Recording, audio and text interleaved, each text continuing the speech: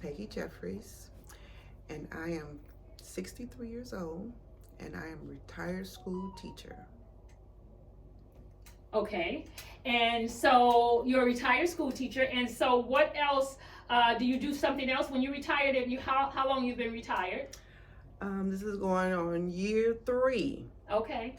and I've always been into crafts and being creative, and I've done many different things. But some kind of way, working with creating my plaques and earrings that stuck, and I've been doing that for about 5 years now, and I love it. I love it. It's rewarding because some of my plaques have positive things, and the people that read them and buy them say that this is something that they can relate to, or this makes them feel a certain way.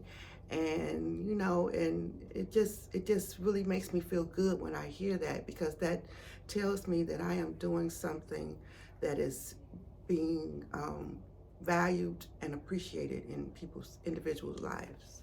Okay. And so, and you've been doing this for a while, and you do fairs, art fairs, all kinds of things, Yeah. vending tables, and opportunities to get your work out there. I do. I am doing different shows, but I really stepped out this year because I'm going to Atlanta in a couple of weeks, and this is my first time ever going out of state to do an event. I am really excited. I'm nervous because this is definitely not in my comfort zone, but I'm just going out there in faith that it's going to be fabulous. It's going to be my best show ever. I believe that. Ooh, I like that. Okay, so then the other question is, because I think I want the sisters to know, at 63, I want them to know, you just recently came back from a big trip, and what made you decide, and the traveling, you've done a couple of trips in the last couple of months, and you plan on going to Africa, and I think that there's a lot of women out there who would like to do things like that, but they're nervous about it. And so when I talked to you and you told me that you were going, I said, well, "Are you going with somebody?" And you're like, "I don't know nobody." I think that's amazing. So what was that? How did you find out about that? What made you think that? And I'm just gonna go by myself and whatever. Because I've always liked to travel. I've always liked to travel. I've done a lot of states, in the U.S., but I've always wanted to go abroad. So Spain and Portugal, that was my first time going abroad. And I've been waiting for somebody to go with me, waiting for friends to go. It was never the right time. It was never the right situation. My husband was like, "Ooh, I don't want to go because I don't want to be on a plane all that time." And I was like, I don't know if I can cuss, but I was like, fuck it. I'm going on this trip, whether I'm going on this trip. Uh-huh. And I went, and it was a beautiful experience. You meet people along the way, even though you're a little nervous, but you meet people and you hold conversations, and they have something in common. You find people doing the same thing that you're doing. They're going on a solo trip, and it was fabulous because I saw a part of the world that I had never seen, and that was a great experience for me. So yeah, that's nice. And so then you just recently came back from a trip, and you're going to Africa soon, Yeah, right? I went on a cruise with my cousin, and she is 47 years old, and I was hanging right with her and her friends, honey. It was fabulous. I had a wonderful experience on that cruise. And I will be doing Virgin Voyages from here on out. Because it was fabulous. And so we went to Cozumel, and we went to Bimini Island, and it was just a great experience, and it was very humbling, and it was very surreal, and I was able to just reflect, and it was just a fabulous time. So in April, I'm going to Africa. I am going to put my souls on the earth where my people have come from, and I am so excited about that. And hopefully, And within the year or the next year, I'll be going to Paris and London. Because somebody promised me Woo! if I did not go on this trip with somebody else that we were going. So I'm holding her accountable. I ain't going to tell you who it is, Rhonda, but I ain't going to say her name. No. All right. So I love that. Thank you very much for that. We'll probably cut that out. But, so would you say you are making your dash count? And you know, I always talk about this is what this channel is, 60 plus, making your dash count.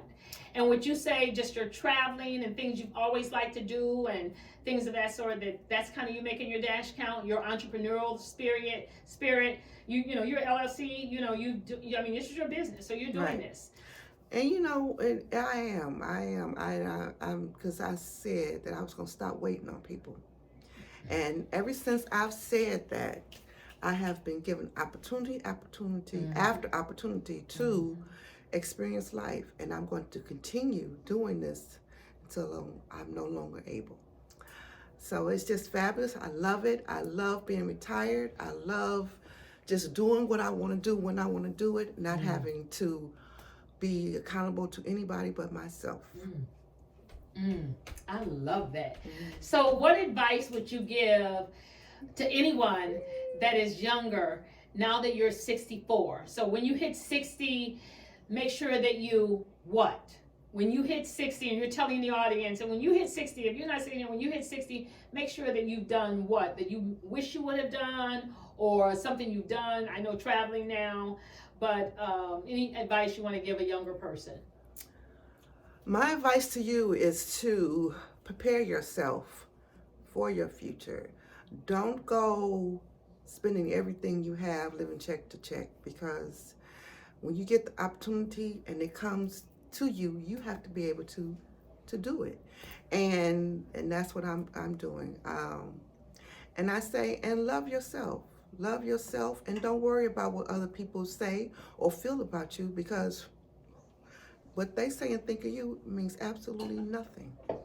Yeah. And I've learned that, and it makes me feel good that I feel this way, because now it's like I have no holdbacks. Yeah. And I'm living my life, and I'm enjoying life. Living your life like it's golden. Hey. Living your life like it's golden. Thank you, Peggy. Yes. Thank you. Guess what I found? I found this Haunt Mess by Lip Bar. And believe me, it is beautiful. Let me tell you, I was searching for a red, because my son had the audacity to call my lipstick Granny Red. I was like, I'm going to show you some Granny Red. Just watch.